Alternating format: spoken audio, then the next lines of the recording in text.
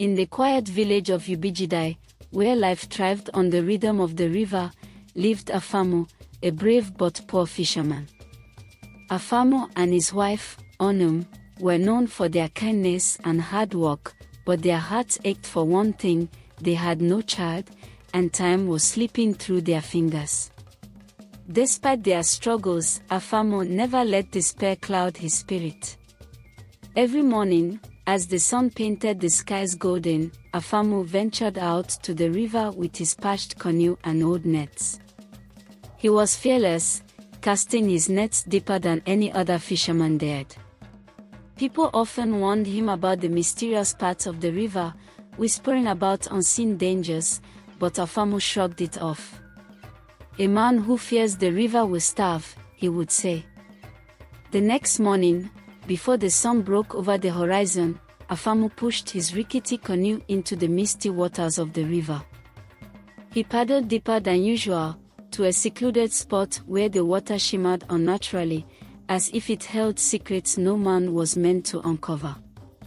As he cast his net, he whispered a quiet prayer. "Man Nkwele, bless these hands today." He waited, the silence of the river pressing down on him.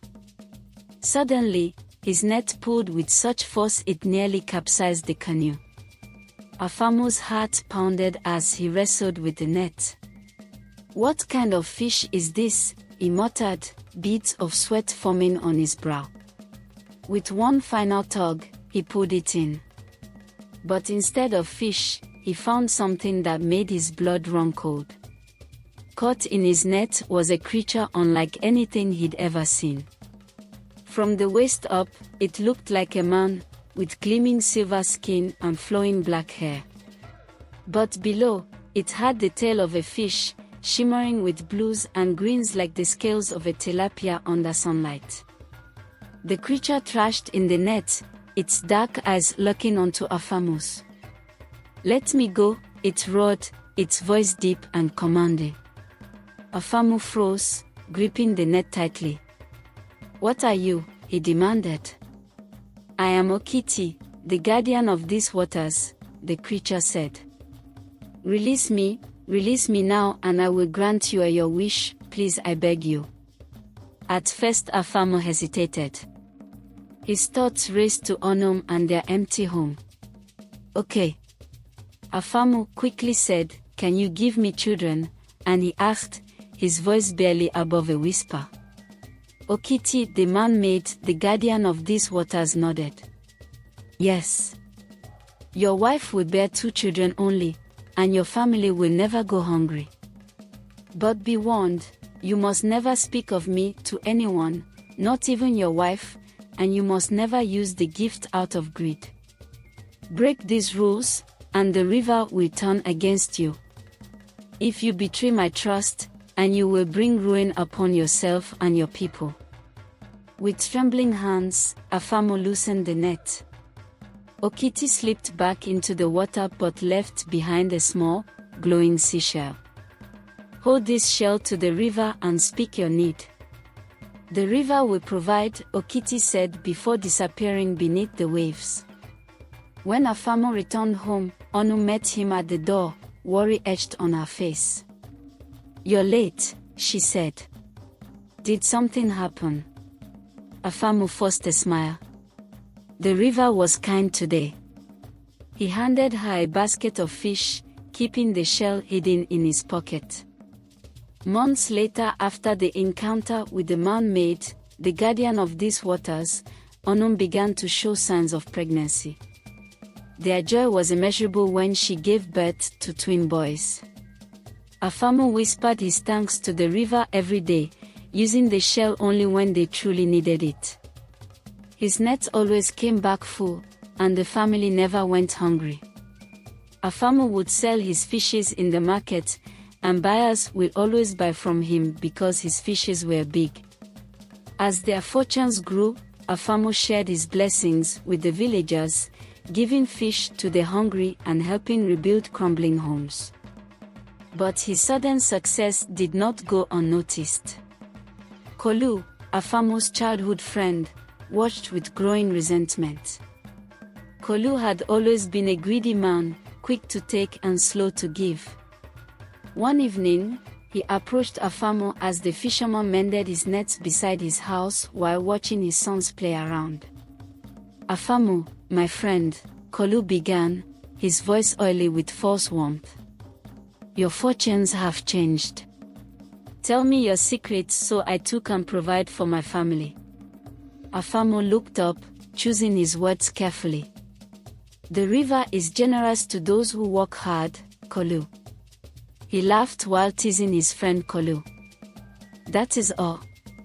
Kolu's smile faltered. "Hard work. Is that all?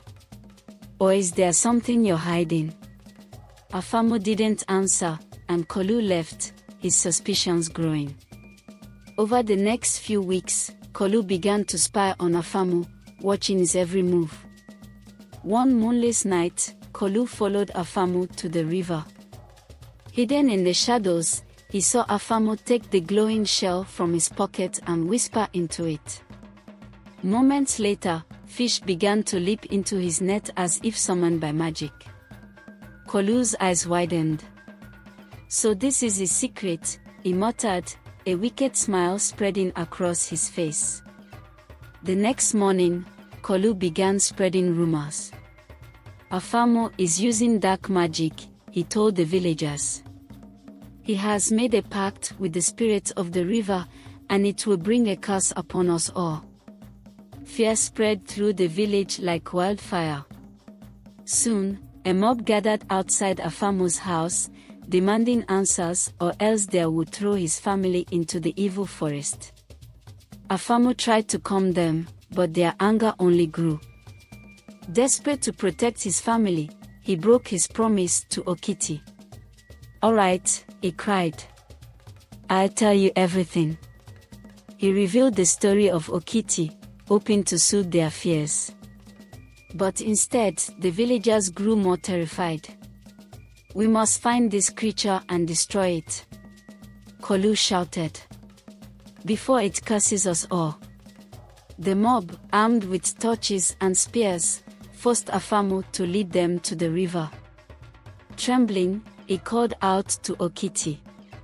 The river began to churn violently, and Okiti emerged, his face filled with sorrow and rage. "You have betrayed me," he said, his voice like thunder. "The balance of the waters is broken." Suddenly, the river roared to life. Waves rose like mountains, and a heavy storm swept through the village, destroying homes and flooding the fields. As the villagers fled in terror, Afamm fell to his knees. "Forgive me," he cried. "Spare my life and that of my family." Okiti paused, his expression softening. "Your love for your family moves me," he said. "But betrayal comes at a cost," the river man-maid said. With a wave of his hand, the storm ceased, and the water stilled.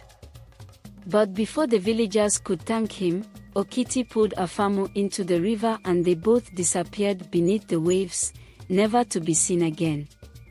They all screamed with fear.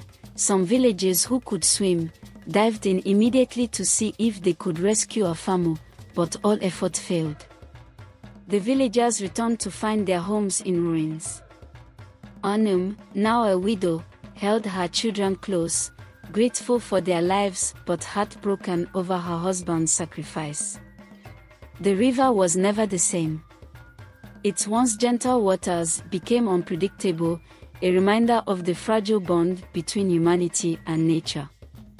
The story of Afamm and Okiti was passed down through generations, a warning about trust, greed, and the sacred respect owed to the forces of the natural world. Kindly like and subscribe to my YouTube for more African folktales.